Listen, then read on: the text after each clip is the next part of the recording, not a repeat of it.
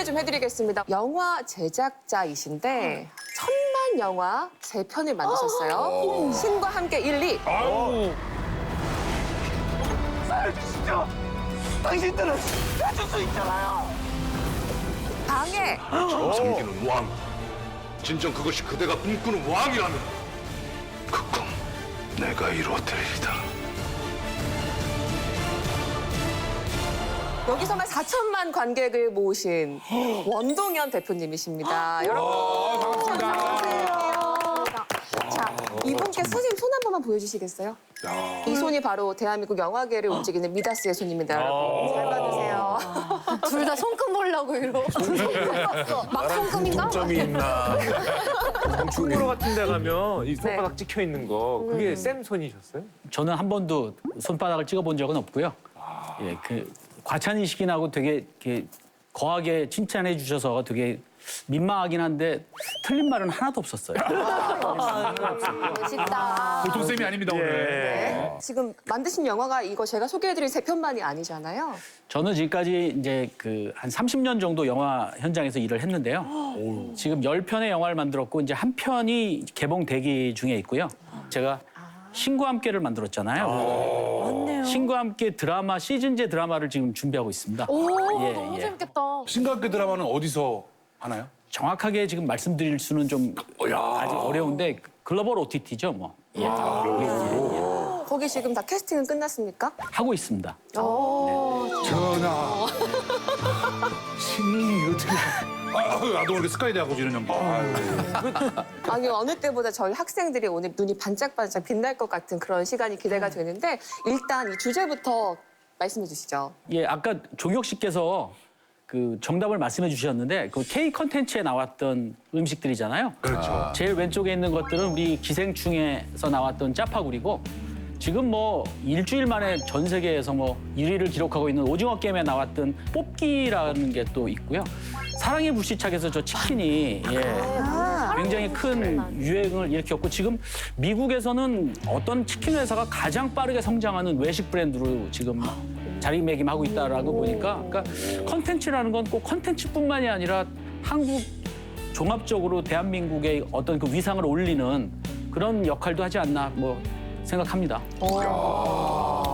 자, 어쨌든 오늘 정말 저희가 정말 현장 이야기를 생생하게 들려주실 수 있는 그런 영화 제작사 대표님을 모셨기 때문에 굉장히 살아있는 것들이 많이 나올 것 같은데 오늘 어떤 주제로 이야기 들려주실 건가요? 요즘 전 세계적으로 한국 컨텐츠가 이렇게 세계인들에게 각광받고 있고 인기를 끌고 있냐 그런 얘기들을 좀 하고 싶어요. 근데 이제 사람들은 지금 보면 뭐 BTS 얘기하고 오징어 게임 얘기하는데 저희들이 생각할 때 이게 뭐 갑자기 이루어진 일이라고 저는 생각하지 않아요. 그러니까 사실 싸이의 강남 스타일이 굉장히 선풍적인 인기를 끌었고 그런 저변 하에서 BTS가 나오게 된 거고 그리고 대장금이라는 드라마가 나오면서 맞아요. 아시아는 물론 중동까지도 한국 드라마의 어떤 그 인기를 우리가 알고 또 그 사람들이 관심을 갖기 시작했고 그다음에 뭐 KBS에서 했던 겨울 연가 시리즈도 또 한국 그 드라마에 대한 위상을 굉장히 높였다가 이번에 어쨌든 오징어 게임으로 우리가 정점을 찍은 게 아닌가. 그러니까 이게 어떤 뭐 우연이다.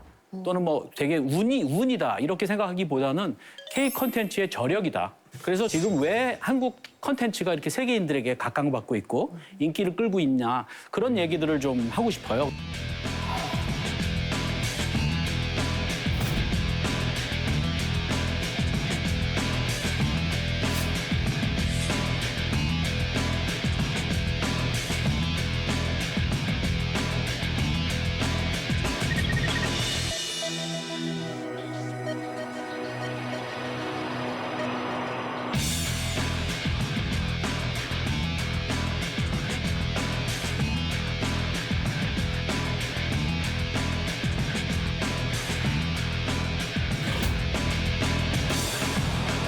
세계 시장에서 이렇게 한 편이 아니에요.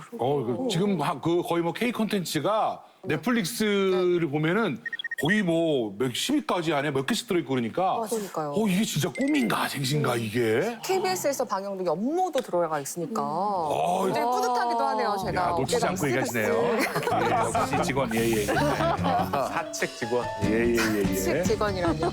아니 그런데 대표님 지금 열거된 작품들이요 정말 대단하게 이게 화제에 몰입을 했잖아요. 근데 제작자로서 이런 걸 봤을 때 어떤 기분이 드세요? 일단 황동혁 감독은 제가 개인적인 인연이 있는데 사실은 신과 함께를 제안했던 감독이었거든요. 그 신과 함께를 당신이 감독하면 어떻겠냐라고 제안했다가 이제 뭐 서로 안 맞아서 못했는데 그때 같이 했다면 오징어 게임도 내가 만드는 게 아닌가라고 해서 지금 굉장히 굉장히 아쉽다라는 생각이 많이 들고요. 그건 좀 농담이었고요. 진심으로는 황동혁 감독을 비롯한 오징어 게임 그 제작진들에게 절을 하고 싶어요. 왜냐하면 전 세계적으로 팬데믹 이후에 가장 큰 어려움을 겪고 있잖아요. 한국 영화 시장도 약 한 80%가 위축되는, 그러니까 예년 평균의 80%가 위축되는 그런 상황에서 전 세계에서 우리 드라마가 K 드라마가 1등을 할 거라고는 그렇게 쉽게 생각하지 못했거든요, 사실 저희들이. 근데 그 많은 나라에서 오징어 게임이 보여준 성과는 사실 한국 드라마로서의 그 위상을 이렇게 높여주고 신드롬이라고 말할 수밖에 없을 정도로 반응하고, 그리고 드라마뿐만이 아니라 한국 문화에 대한, 한국 정서에 대한 관심들을 가졌다라는 게 그것도 굉장히 빠른 시간 안에 네. 거의 쓰나미처럼 휩쓸고 갈 줄은 전혀 생각 못했거든요. 그래서 같은 동료로서, 콘텐츠를 만드는 동료로서 굉장히 고마운 마음을 갖고 있습니다. 제가 남 잘 되는 일에 그렇게 좋아하는 사람이 아닌데 이번에 것 처음으로 처음으로 남이 잘 됐는데 내가 만든 것도 아닌데 제가 막 속으로 박수치고 막 되게 좋아했거든요. 예. 그래서 저희는 과연 오징어 게임이 어떻게 전 세계인의 마음을 사로잡았는지 여러분들하고 한번 하나하나씩 이렇게 살펴보면서 대화를 나눴으면 합니다. 무서워. 지금 이 자리에 계신 여러분들은 모두 감당할 수 없는 빚을 지고 색감도 좋아. 색감이 좋았어요. 그런 끝에 서 계신 분들입니다. 알록달록. 꽃이 피었습니다. 인사. 이 목소리가 곳곳에 다 영희가 등장하고 있어요. 사람을 그렇게 죽여놓고. 6개의 게임을 모두 이긴 분들께는 저에게 상금이 지급됩니다. 미래가 되게 쇼킹했어. 무궁화꽃이 피었으면 제일 쇼킹이지 않았어, 실제로? 게임을 거부하는 참가자는 탈락으로 처리된다. 오징어 게임이 굉장히 또 유의미한 게 오징어 게임은 넷플릭스가 서비스되는 94개국에서 1위를 한 작품이에요. 이건 뭐 거의 뭐 전무후무한 일이었고 또 관람한 비중이 끝까지 보게 되는 것들이 한 66% 정도 된다고 그러고 전 세계 시청 시간이 16만 년 정도 되는 어마어마한 거고요. 시청자 수는 23일간 약 한 3주간에 걸쳐서 1억 3,200만 명이니까 지금 이 숫자는 계속 늘어나고 있을 것 같고요. 그다음에 경제적인 가치는 1조 500억이 넘는다고 하니까 한 작품의 어떤 그 힘은 뭐 어마어마한 거라고 저희가 지금 보고 있거든요. 네. 그리고 현재 넷플릭스는 한국 콘텐츠로 굉장히 큰 재미를 받습니다. 우리나라의 그 킹덤이라는 드라마를 시작으로 해서 DP, 오징어 게임, 마이 네임, 갯마을 차차차, 스위트홈까지 엄청나게 많은 한국 콘텐츠로 재미를 보고 있기 때문에 굉장히 넷플릭스에도 앞으로도 공격적으로 한국 콘텐츠에 대해서 더 많은 제작을 하겠다라고 공언하고 있는 상태고요. 아니 저희가 넷플릭스 주식이 네. 올해 연초에 계속 빠졌어요. 맞아. 위기였다고 많이 얘기 나오고. 네, 미국 주식은 네. 다 오르는데 저 넷플릭스 주식만 안 올라가서 아유 이제 넷플릭스도 뭐 이제 갈 데가 없구만, 뭐 볼 사람 다 보고 증가할 사람이 없구만 그랬는데 오징어 게임 나오면서 지금 주가가 역대 최고가를 찍었죠. 그 뭐 정확하지는 않지만 오징어 게임이 서비스된 다음에 넷플릭스의 그 시가총액이 뭐 33조 정도가 상승했다 그러고요. 그러니까 뭐 물론 그게 다 오징어 게임만의 효과는 아니겠지만 어쨌든 오징어 게임이 굉장히 빠른 시간 안에 전 세계인들에게 사랑을 받으면서 시가총액도 많이 올랐죠 지금. 아니 그러니까 오죽하면 대표가 직접 CEO가 그 예. 초록색 트레이닝복 입지 않았나요? 그러니까 그 지난달 그 자기네들 영업 실적 발표에서 그 넷플릭스 대표의 CEO인 헤이스팅어가 상징적으로 오징어 게임의 그 트레이닝복을 그 그린색 그 트레이닝복을 입고 나와서 그 영업 실적 발표를 했거든요. Competition, obviously, that's a factor, but the amount of scale of content and entertainment that we have, and the way we're set up, it's like Squid Game's incredible. 그러니까 얼마나 그 넷플릭스에서 대표적인 자기네들의 상징적인 그 작품으로 오징어 게임을 생각했는지 그걸 아주 여실히 CEO가 증명해 준 것이죠. 네네. 주가가 그 정도 올랐으면 추닝 두 벌도 있죠. 신난다면서 착착 올라가는 거. 그럼요. 그리고 이번에 네. 그 CFO라고 넷플릭스 2인자가 한국을 방한했는데 그분 역시도 똑같이 그 그 트레이닝 네. 봤어요. 오징어 게임의 트레이닝복을 입고 인터뷰에 응했거든요.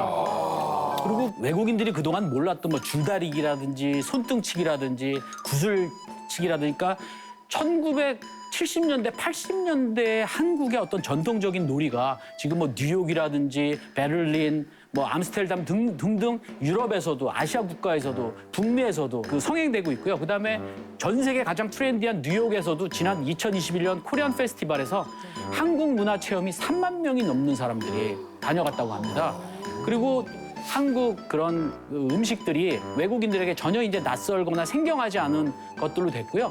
또 하나는 지금 폭스 비즈니스에서 한국 원화가 두 번째로 검색된 통화랍니다. 그건 아마도 456억이라는 게 오징어 게임의 상금이 달러로 도대체 얼마인가에 대한 궁금증이 검색해 보는 게 됐고요. 그다음에 거기에 나왔던 어떤 소품들이나 이런 것들이 지금 대한민국에 멈췄던 봉제 공장까지도 다시 돌리게 하는 그렇게 하고 옥스퍼드 사전에서는 정식적으로 지금 K-드라마, 오빠, 대박, 먹방 등 한국의 단어 26개가 등재가 됐다고 합니다. 먹방이 등재가 먹방도 등재됐다고 할 수 있다, 할 수 있다. 그거는 유민상 씨가 약간 기여를 굉장히 많이 했을 것 같은데. 할 수 있다. 오징어 먹방 게임 하고 간다. 오징어만 계속 먹는 거야. 4,000마리. 그다음에 사실 뭐 우리들에게는 굉장히 익숙하고 유명하고 좋아하는 배우지만 그 외국인들에게는 그렇게 크게 잘 모르는 배우였던 우리 배우들이 예전 같으면 정재리라고 소개돼야 되는데 이정재라고. Squid Game. It is streaming now on Netflix. Here are Lee Chung-jae, Park Hae-soo, Wee Han-jin, and Chung Ho-young. Welcome! 이제 한국식으로 소개되는 것처럼 거의 전 지구적인 현상이 됐다고 하는 걸로 봐서 한 작품이 얼마나 파급력이 커질 수 있다는 거를 우리가 입증해 준 작품이라고 저희는 생각합니다. 이제 좀 우리에게 결이 달라진 것 같다는 생각이 드는데. 아니 넷플릭스도 그렇고 많은 해외 자본들이 우리나라에서 드라마를 만들잖아요. 그랬을 때 우리가 느꼈던 게 아시아 콘텐츠를 만드는 제작 기준은 한국이다라고 생각을 했는데 이번 오징어 게임은 아시아에서 통한 게 아니라 전 세계에서 통했다는 게 정말 좀 개인적으로는 깜짝 놀랐어요. 아시아 1등 했다면 별로 안 놀랐을 것 같은데. 맞아. 맞습니다. 지금 그 슈카님이 말씀하신 것처럼 글로벌 OTT들도 사실 한국 콘텐츠들을 글로벌로 가져가려고 전략을 가진 게 아니라 아시아에서 리드하는 그 IP로서 콘텐츠로서 준비를 했다가 이게 지금 자기들도 예상외로 글로벌하게 먹히는 거예요. 그렇기 때문에 지금 넷플릭스만큼 자본력도 있고 IP에 대한 그 수급에 대한 니즈도 있는 다른 글로벌 OTT들이 어떻게 생각하겠어요? 야, 한국 콘텐츠가 굉장히 경쟁력 있다. 매력 있다. 이제 세계적으로 글로벌리 먹힐 수 있는 콘텐츠구나. 그러면 한국 콘텐츠 찾는다는 거죠. 그래서 그 오징어 게임은 오징어 게임 그 작품 하나만의 문제가 아니라 산업 전체에서의 차지하고 있는 상징적인 그 비중이 굉장히 큰 거거든요. 그래서 위상은 뭐 말할 수 없이 올라갔죠, 지금. 이거 굉장히 중요한 일이라고 저는 생각을 해요. 예. 근데 혹시 여러분 그 오징어 게임이 원래 기획은 2009년도쯤에 기획된 거라고 혹시 알고 계시나요? 저번 인터뷰에서 봤어요. 2009년? 12년 전? 이렇게 재밌는 작품이 왜 이렇게 오랫동안 묵혀져 있었을까요? 그러니까 우리 이제 컨텐츠를 만드는 그 사람들이 그냥 저희들끼리 하는 용어로는 단발장만 앞서가라는 말이 있거든요. 그러니까 2009년도에 사실 2009년도의 사회나 우리 문화 분위기로는 오징어 게임처럼 이렇게 모두 다 죽고 게임하다가 죽고 뭐 이런 것들을 수용하기가 그다음에 사회의 어떤 그 계층 간의 문제라든지 양극화의 문제 같은 것들을 수용한다라는 게 사실 사회 분위기로는 그렇게 쉬운 일은 아니었을 거라고 생각을 해요.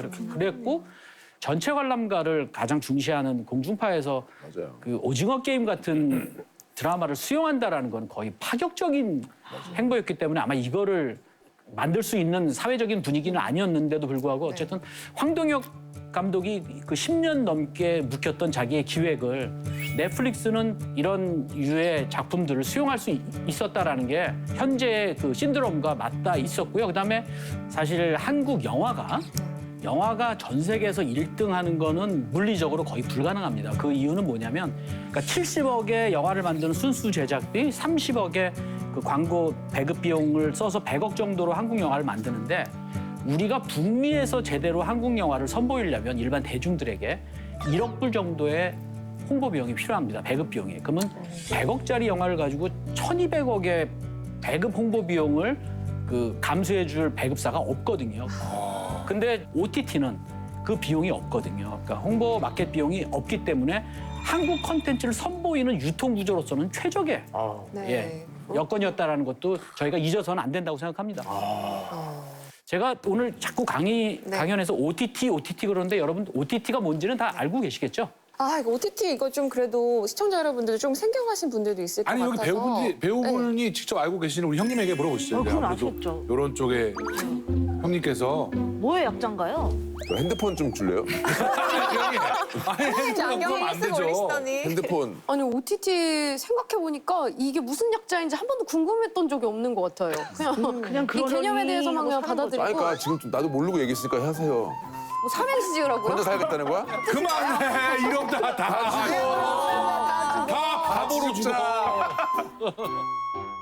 우리가 이제 그 OTT를 오버 더 탑이라고 해서 셋톱 박스의 위에 있는 그러니까 셋톱 박스를 뛰어넘는 탑이 그러니까 셋톱박스군요. 예, 셋톱 박스 위라는 탑을 얘기하는 건데 이거는 이제 전 세계적으로는 현재까지는 그 넷플릭스가 현재까지는 제일 1등이고요. 그다음에 곧 올해 안에 이제 우리나라에 상륙하게 되는 애플 TV하고 디즈니 플러스가 있고요. 국내에서는 웨이브라든지 카카오 TV, 그다음에 쿠팡 플레이라고 쿠팡 회원들에게 이제 제공하는 것들이 있고요. 엄청나게 많은 OTT 업체들이 분홍할거하고 있는 거죠. 어쨌든 오징어 게임이 서비스된 다음서부터 세계 각국의 사람들이 우리나라의 그 영화나 그 드라마를 보기 위해서 가입한다라는 것들을 넷플릭스 본사에서도 인정하는 거기 때문에 그러면 한국 콘텐츠의 매력이 도대체 뭘까? 왜 이렇게 많은 전 세계 사람들이 한국 콘텐츠에 대해서 이렇게 환호할까에 대해서 한번 여러분들하고 한번 살펴보고 싶습니다.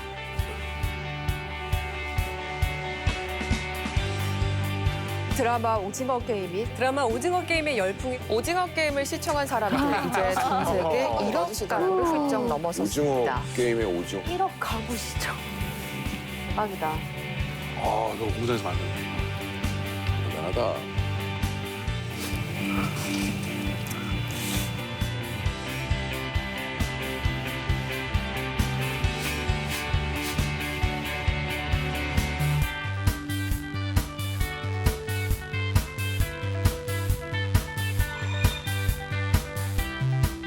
제가 아까 말씀드린 것처럼 영화에서 기생충, 그 드라마에서 오징어 게임이 나오기 전까지 한국 영화나 드라마는 그 외국인들에게 다른 나라 사람들에게 사실은 고립된 섬과 같은 일부 매니아층만 좋아하고 또는 영화를 전공하는 학생들만 좋아하는 오리지널 작품들이 대다수였습니다.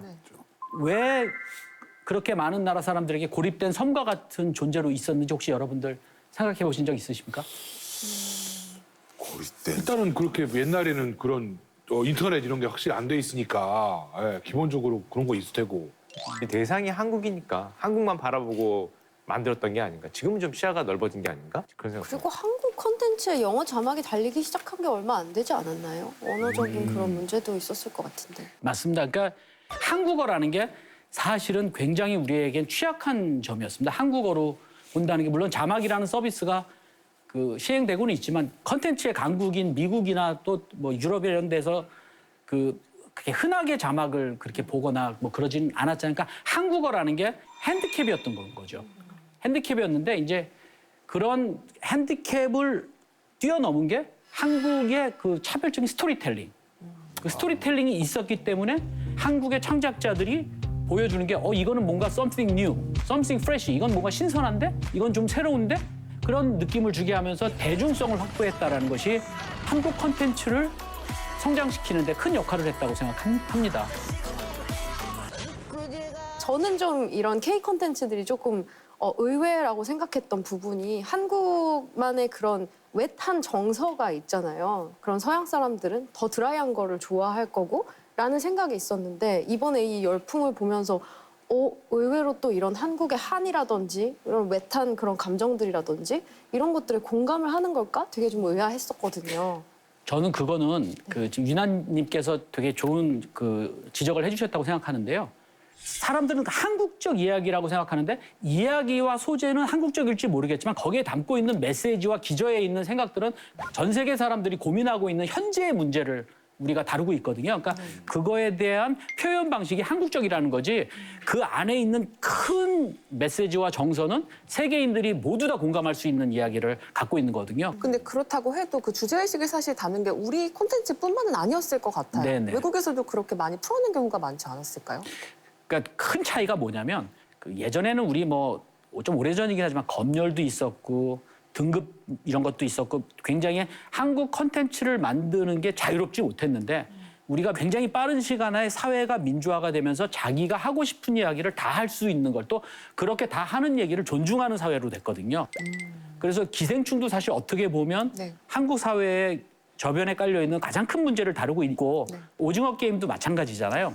그걸 좀 시원하게 풀어냈다 이렇게 생각하는 솔직하게. 솔직하게. 훨씬 더 솔직하게. 만약에 그냥 이거 저희 개인적인 생각이긴 하지만 미국이나 일본이 이런 식의 이야기를 만들었더라면 아마 우회적으로 완곡하게 약간 트위스트 시켜서 얘기했을 거라고 생각을 해요. 근데 한국에서 굉장히 이렇게 직설적으로 솔직하게 우리의 문제를 가감없이 얘기했다라는 건 해외 사람들에게 이거 되게 솔직한데? 근데 이거 나도 느꼈던 얘기인데 차마 내가 하지 못했던 얘기를 얘네들 되게 시원하게 얘기해 주네? 라고 한 게 전 큰 공감을 불러일으키지 않았나 싶습니다. 네. 그리고 사실 우리 드라마 하면 또 빼놓을 수 없는 게 그런 감정선 같은 게 정말 기가 막히잖아요. 그런 것도 좀 어떤 차별화되는 포인트가 됐을까요? 예, 그러니까 일반화 시킬 수는 없지만 한국 드라마와 미국 드라마를 비교하자면 미국 드라마는 어쨌든 시즌제 드라마를 봤을 때 한 시즌을 전체를 관통하는 플롯이 만든 다음에 기승전결을 그 안에서 연결하는데 한국 드라마는 그 한 에피소드, 한 화 안에서 기승전결이 다 있거든요. 굴곡도 많고 그리고 굉장히 스피드하고 한국 드라마는 상대적으로 외국 드라마에 비해서 컷수도 많고 굉장히 스피드합니다.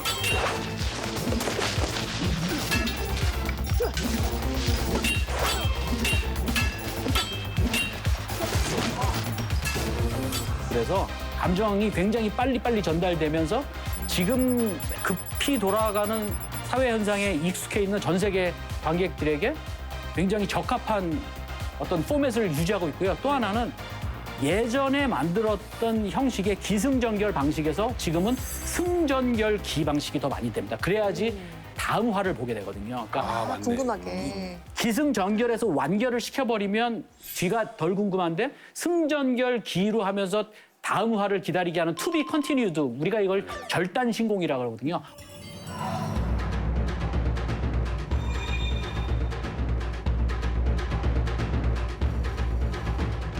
That's the leader right there, okay? Oh, so let them fall back. No, they're gonna think Make that them they're trip. Oh yeah. Just do it. We're all gonna. Oh my God, this is brilliant. No! Oh, come on! What are you doing? Rude.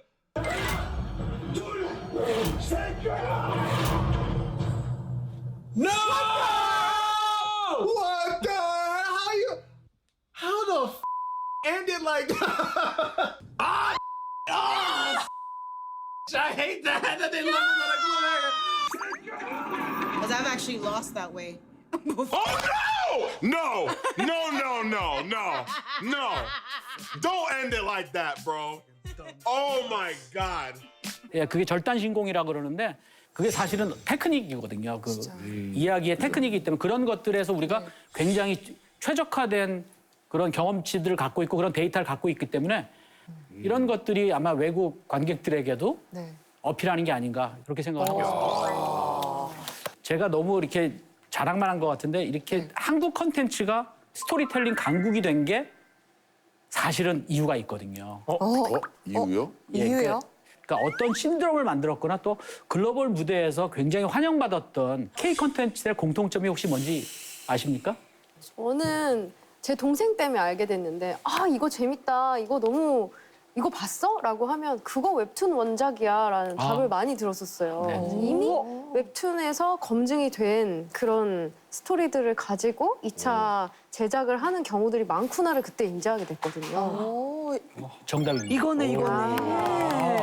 그거 다 웹툰이었어요? 그 지금 말씀하신 게? 네네, 맞습니다. 신과 함께 파트 1, 파트 2라든지 DP, 이태원 클라스 같은 전 세계에서 환호를 받았고 흥행에도 성공했던 그 모든 작품들이 오리지널이 있는 거죠. 웹툰이라는. 그러니까 이거 웹툰은 뭐 여러분 뭐 잘 아시겠지만 인터넷의 웹과 카툰의 그 단어가 합성돼서 그 웹툰이라는 어떤 새로운 신조어가 탄생된 건데 한국에서 이런 웹툰 기반의 이야기들이 무궁무진하다는 건 우리같이 이야기를 만드는 사람들에게는 거의 축복과도 같은 일입니다. 웹툰이라는 것들은 검증된 거지 않습니까? 그냥 이게 클릭수가 조회수가 얼마고 평점은 얼마고 댓글은 몇 개 달았고 이 작품을 보는 사람들의 스펙트럼이 다 나옵니다. 수용자들이. 그리고 그냥 달락달락 끊어지는 에피소드가 아니라 연결되는 하나의 큰 맥락을 가지고 이야기를 완결시키는 방식의 웹툰들이 성행되면서 저희처럼 컨텐츠를 만드는 사람들에게는 위험 부담이 많이 줄어든 거죠. 근데 웹툰뿐만 있는 게 아니라 웹소설. 웹소설도 웹툰만큼이나 다양한 플랫폼을 통해서 웹소설들이 나오고 있습니다. 그 사실 요즘에 웹툰 작가분들 보면 너무 활약이 대단하셔서 뭐 이 시대의 셰익스피어다 이런 말까지 나오더라고요. 맞습니다. 그리고 웹툰 시장의 성장은요.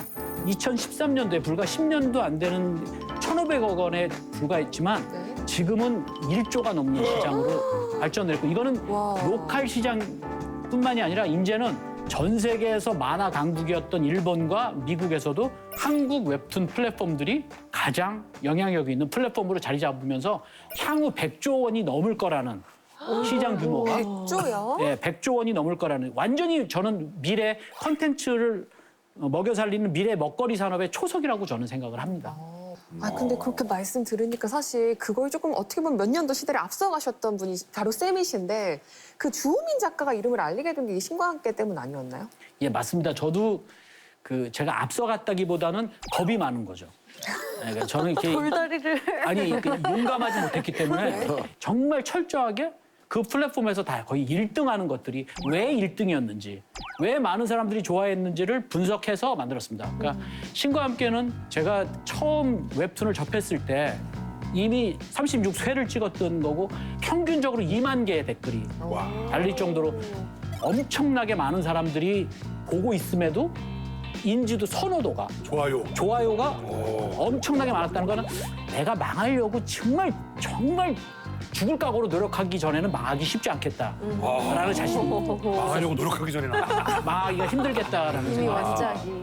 어제도 그걸 알아. 그만큼 인지도가 있었고요. 그리고 지금은 없어졌지만 실시간 검색어를 영화를 개봉도 하기 전에 홍보도 하기 전에 5번이나 1등을 했습니다. 2018년도에 구글 검색어 순위 1등이 미세먼지입니다. 2등이 신과 함께입니다. 그러니까 신과 함께의 관심도는 미세먼지급입니다. 그렇게 받아주세요. 타고 들리는데요, 쌤. 쌤, 그런데 그럼 쌤은 이 신과 함께를 영화를 할 때 웹툰을 먼저 보고 이거를 직접 발굴하신 건가요? 아니면 누가 이 작품 무조건 된다 이렇게 추천을 해서 발굴하신 건가요? 궁금하네요. 뒷이야기. 사실대로 얘기해야 되죠. 사실 절대 경찰 불러놨어요. 제가 많은 데 가서 내가 그냥 봤다 그랬는데 사실은 저도 추천받았습니다. 그때가 2011년도 가을이었는데 웹툰을 보면서 제가 울었습니다. 제가 울어서 내가 죽었는데 누가 내 죄에 대해서 대변해주고 변호해주고 내가 왜 죄를 지었는지 그 이면을 들여다봐 준다는 게 되게 위로가 됐습니다. 되게 위로를 받아서 신과 함께를 선택했는데 이렇게 힘들 줄 몰랐습니다. 그러니까 우리 뭐 미술팀, 컴퓨터 그래픽팀, 뭐 연출팀들이 다 저승을 어떻게 그릴까? 저승을 어떻게 그릴까 막 수년간 고민했는데 우리 감독이 나한테 대표님이 한번 다녀오셔야 되겠다라고 그래가지고 아하. 저승을 보고 오라고 다녀오셨습니까? 엑스레이 감독을 가르치려고 그랬어요. 손을 달고. 네. 다녀올 뻔했습니다.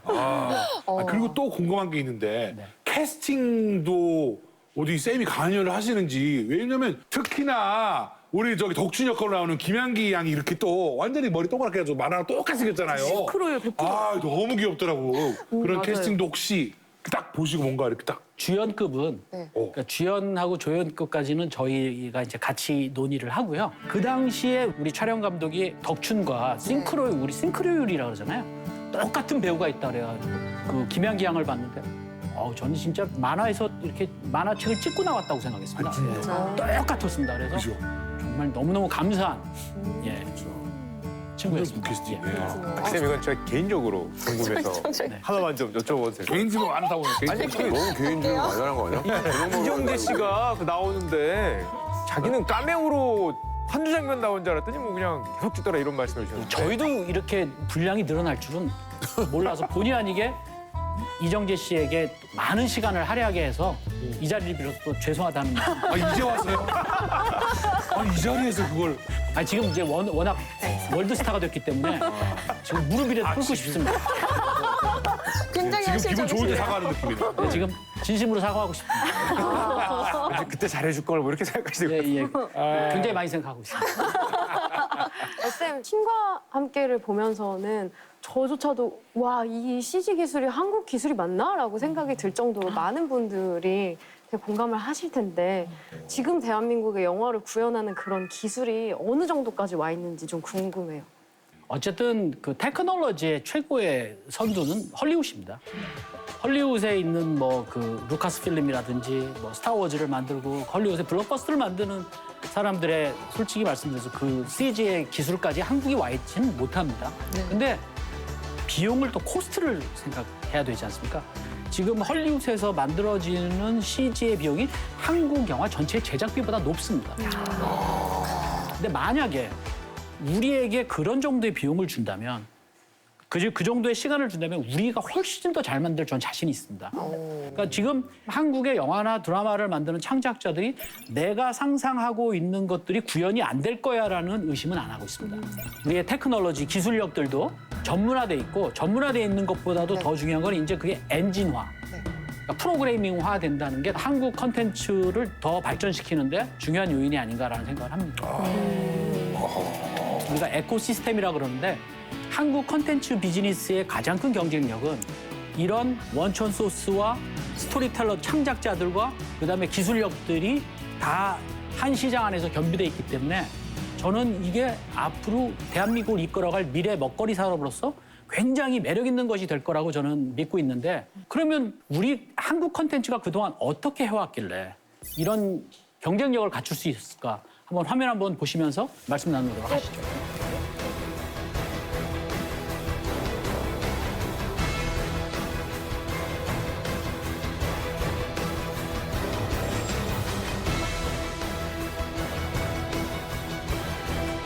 Koreans have, as a culture, creatives have really put a lot of energy into finding that and not just turning out material, songs, and, and movies and film or drama and so on, but really doing it well. Right? Don't go to the middle of the culture. You got to go to the edges. Each success that is built on a past success gets us further and further away from the dynamic creativity. That would be my message, I think, to Korean creatives. So don't try to redo Squid Game. Don't try to do that. Do something completely different.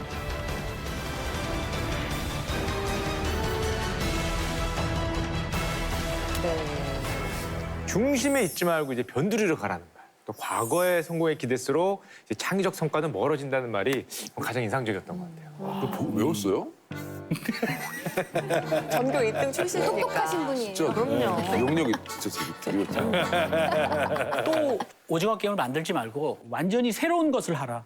저는 이런 얘기를 들으면서 컨텐츠라는 거는 매번 새롭지 않으면 대중들에게 사랑받을 수 없기 때문에 저희들은 무조건 새로운 거를 만들어야 된다라는 그런 것들이 익숙하기 때문에 그 새로운 것을 창출하는데 새로운 것을 창출하는 건 우리만 창출하느냐? 그렇지 않거든요.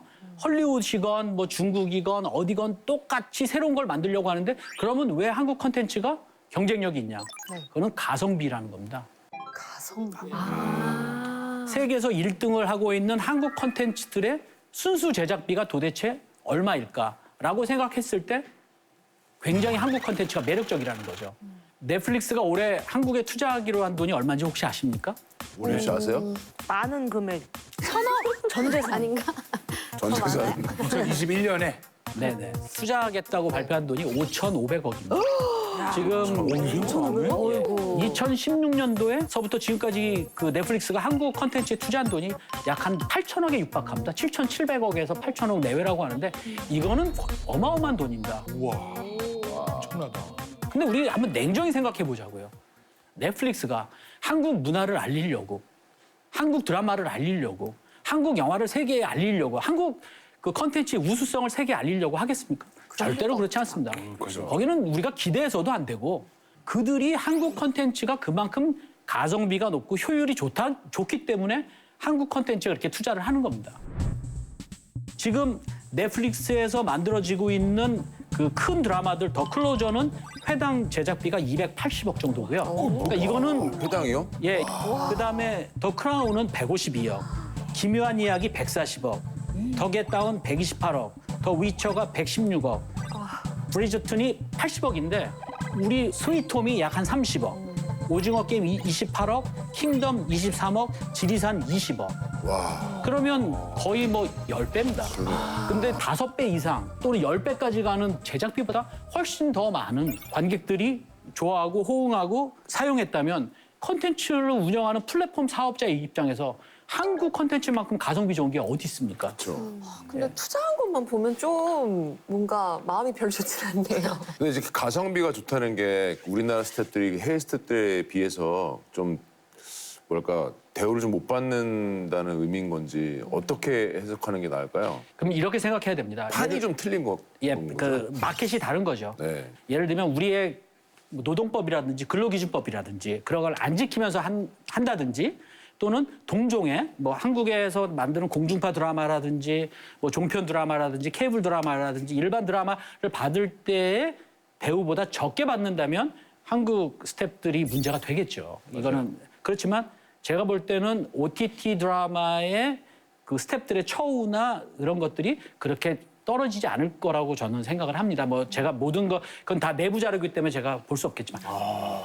사실 뭐 외국 가서 미드 찍어봤는데 네. 뭐 비슷비슷해요. 미드 미드로 출연하셨어요? 출연하셨어요, 이미? 저 아마존 프라임이 하나 나왔는데 아직 우리나라에서 안 됐고. 글로벌 스타 되는 거 아니야, 갑자기?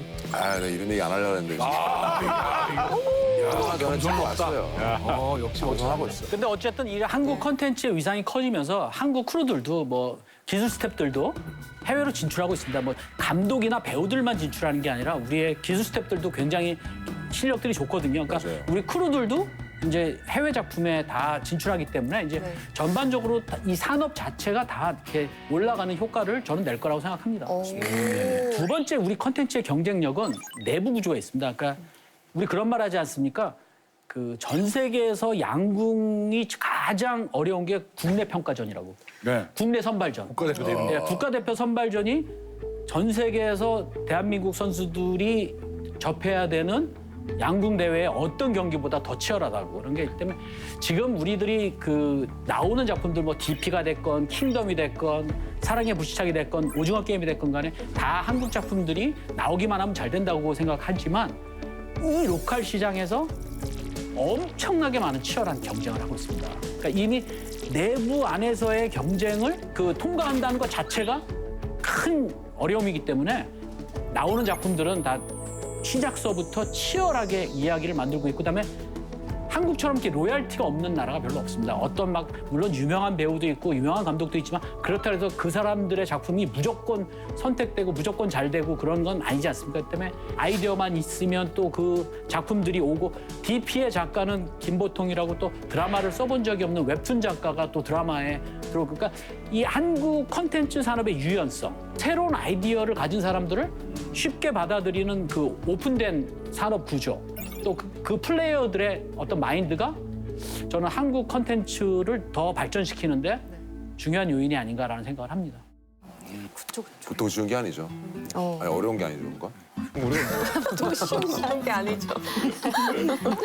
자, 그러면 이제 제가 지금까지 너무 이렇게 밝은 이야기만 얘기했는데 이제 우리가 이제 폭죽을 좀 내려놓고 일회성의 잔치가 아닌 K 컨텐츠의 열풍을 지속시키기 위해서는 과연 우리는 어떤 일을 해야 되는지 한번 화면 함께 보시면서 말씀 나누죠. Squid Game right now. 이야, 세상에.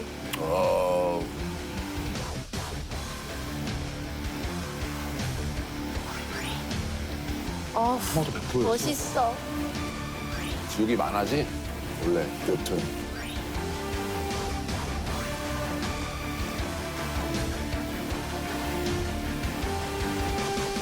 넷플릭스가 자체 평가한 오징어 게임의 가치도 1조 500억 원에 이르는데요. 정작 감독은 그 수익을 나눠 가질 수 없다고 합니다.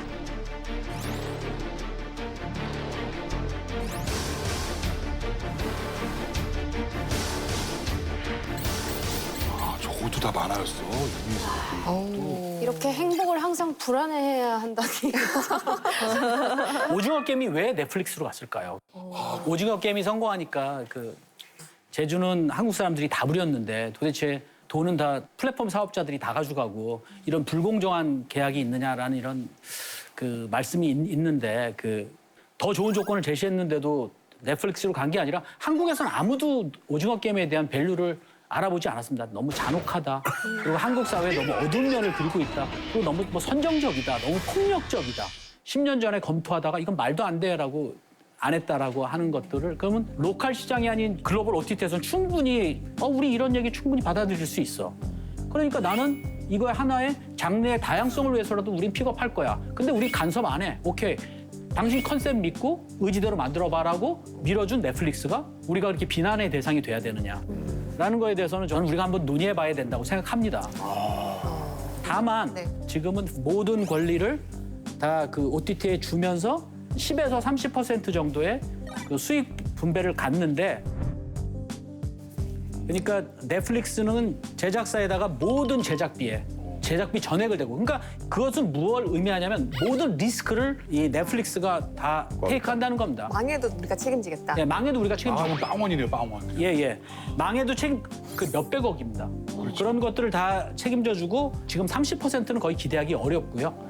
뭐 10에서 20% 내외의 우리가 피 베이스라고 그러는데 피 베이스를 주고 여기에서는 모든 권리를 OTT 플랫폼에다 주는 건데 이거는 지금 저작권을 다 줬기 때문에 부과되는 사업을 할 수 없다.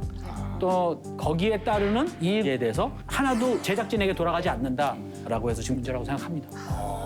결국은 OTT는 이제 대세고 거스릴 수 없는 우리가 계속 보호할 수 없는 거긴 하지만 우리 컨텐츠의 경쟁력을 유지하려면 지적 재산권이 완벽하게 확립되는 그런 것들이 굉장히 중요한 일이라고 저는 생각을 해요.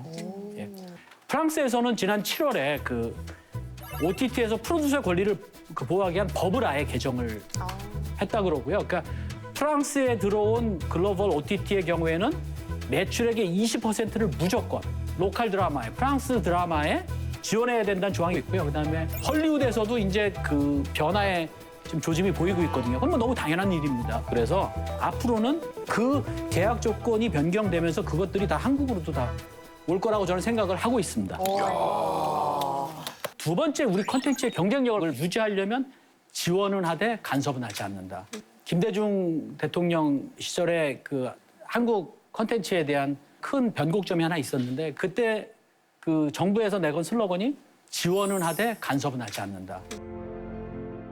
정부는 지원을 하되 간섭은 해서 안 됩니다. 문화의 정부가 간섭하면 문화는 죽습니다.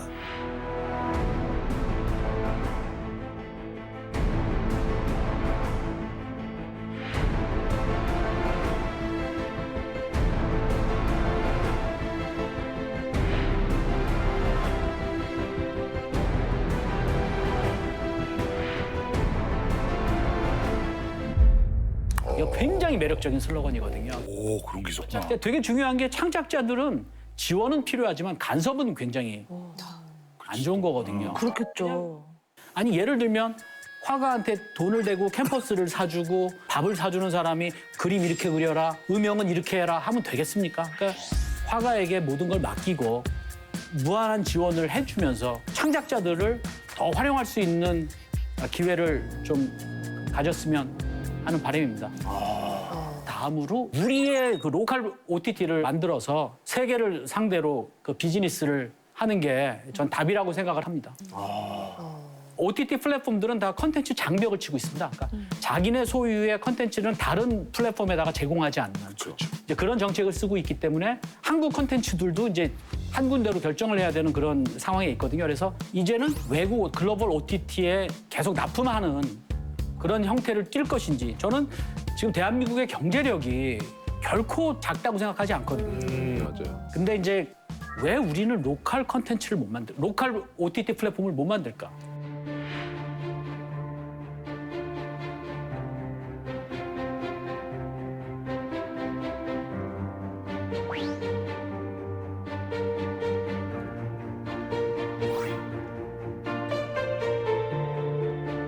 지금 대한민국이 대한민국을 제일 무시하는 것 같습니다. 지금 대한민국이 역사 이래 가장 부흥하고 있는 국가라고 저는 개인적으로 생각하기 때문에 이제 다양한 컨텐츠들을 만들어서 한국 OTT가 뭐 탑 오브 탑에 자리매김할 수 있게 많은 관심을 가져주시기를 부탁드리겠습니다. 그러네, 좋다, 좋아.